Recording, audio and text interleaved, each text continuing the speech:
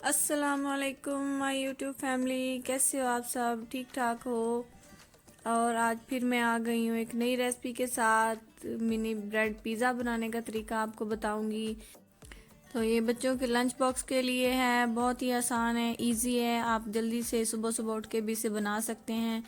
تو چلے جی، سب سے پہلے اس کو بنا لیتے ہیں، پھر ساتھ ساتھ باتیں بھی کریں گے۔ سب سے پہلے میں نے 1 کپ چکن لیا ہے، بون لیس ہے، چھوٹا چھوٹا کیوبز میں کاٹ لیا ہے۔ اب میں اس میں 2 بڑے چمچ سویا سوس ڈال رہی ہوں اور 1 چمچ سفید سرکہ، 2 چمچ میں نے بھر کے تکہ مسالہ ڈال دیا ہے۔ اگر آپ کے پاس تکہ مسالہ نہ ہو تو آپ تندوری مسالہ ہوتا ہے وہ ڈال لیں۔ اور اب میں اس کے اندر 1 بڑا چمچ لہسن کا پیسٹ ڈال رہی ہوں، 1 چٹکی زردہ کلر ہے، یہ ڈال دیں، اس سے کلر بہت اچھا آ جاتا ہے میرینیٹ کرنے کے بعد، اور جب ہم اس کو فرائی کریں گے تب بھی اس کا کلر بہت پیارا سا آئے گا۔ تو اس کو میرینیٹ کر کے آپ نے تقریباً 10-15 منٹ کے لیے فریج میں رکھ دینا ہے، اور اگر اب تو باہر بھی موسم ٹھنڈا ہے تو آپ اسے باہر بھی رکھ دیں۔ میں نے اس کو 10 منٹ کے لیے رکھا ہے، اور 10 منٹ کے بعد میں نے پین میں 2 ٹیبل سپون آئل لیا، اور اس میں نے اس کو لو فلیم پہ اچھی طرح سے پکا لینا ہے۔ کور کیے بغیر ہی اسے پکانا ہے، سلو آنچ پہ پکائیں گے تو اچھے سے مسالہ جو ہے چکن کے اندر تک شامل ہو جائے گا، اور سلو آنچ پہ ہی بس میں نے اس کو پکایا ہے۔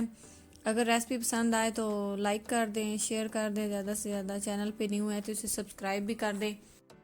اور اب میں نے 1 بڑا چمچ چلی سوس ڈال دیا ہے، تو چکن اچھی طرح سے پک گیا ہے، اور اسے میں اب ایک سائڈ پہ رکھ لیتی ہوں، اور اب ہم اگلا سٹیپ کرتے ہیں۔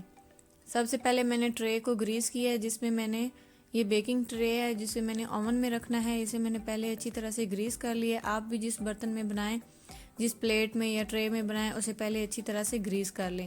اب میرے پاس بریڈ ہیں، یہ فل سائز کے بریڈ ہیں، اور اسے میں نے 1 چمچ پیزا سوس ان کے اوپر لگا دیا ہے۔ پیزا سوس بھی میں آپ کو گھر پر بنانا سکھاؤں گی، ویسے میں بھی ابھی بازار کا ہی یوز کر رہی ہوں، لیکن میں اکثر گھر پر ہی بنا لیتی ہوں، تو انشاءاللہ آپ کو بہت جلدی یہ ریسپی دوں گی۔ اور اب اس کے اوپر میں نے چکن جو بنا کے رکھا تھا اسے تھوڑا تھوڑا کر کے پھیلا کے اوپر رکھ دینا ہے۔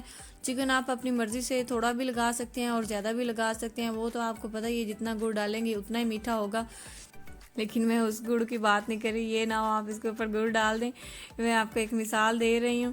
تو اب میں اس کے اوپر 1 کپ موزریلا چیز ہے جسے میں نے اچھی طرح سے کرش کر کے رکھا ہوا تھا، اور وہ اب میں اس کے اوپر پھیلا رہی ہوں۔ چیز بھی آپ اگر بہت زیادہ پسند کرتے ہیں تو زیادہ ڈال لیں۔ اس کے بعد میں نے 1 شملہ مرچ جس کو میں نے بریک بریک کیوبز میں کاٹ لیا تھا وہ میں اس کے اوپر ڈال رہی ہوں۔ اور اگر آپ کے پاس چکن نہیں ڈالنا چاہتے، چکن نہیں کھاتے، تو آپ سبزیاں بھی ڈال سکتے ہیں، ایسا کوئی مسئلہ نہیں ہے۔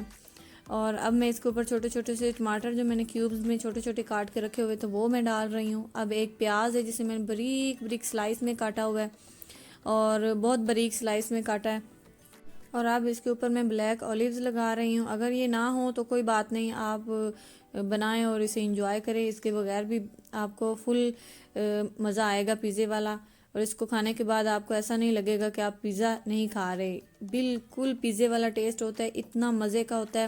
اور اب میں تھوڑی سی بس اس کی تھوڑی سی ڈیکوریشن کے لیے کٹی ہوئی جو لال مرچ ہوتی ہے، موٹی موٹی کٹی ہوئی ہوتی ہیں، وہ بس اوپر سے تھوڑی تھوڑی سپرنکل کر رہی ہوں، اور اس کے بعد میں اس کے اوپر اوریگینو ڈالتی ہوں۔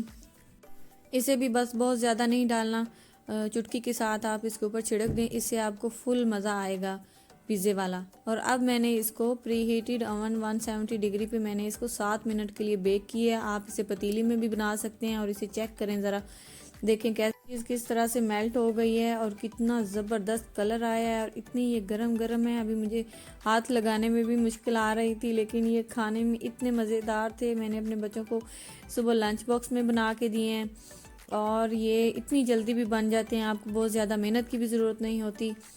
اور آپ مجھے انسٹاگرام پر اور فیس بک پر، ٹک ٹاک پر بھی فالو کر سکتے ہیں، لنک میں ڈسکرپشن میں دے دوں گی۔